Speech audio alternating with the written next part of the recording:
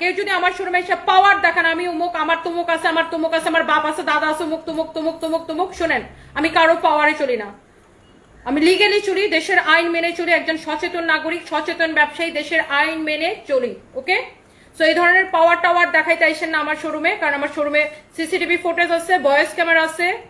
Showroom লুটপাটের হুমকি যে দিয়ে গেছেন, আপনাকে এবার ছেড়ে দিলাম।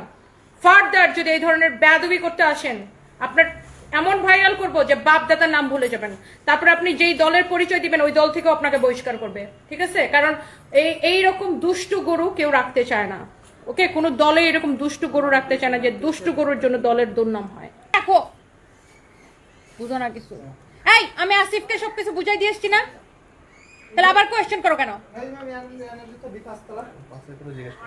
পাঁচতলা কিসের জুতা? মিরপুরে যাবে, এটা ঠিক করছো না? এটা নিচে পাঠাও, ওটা ফরএভারে যাবে।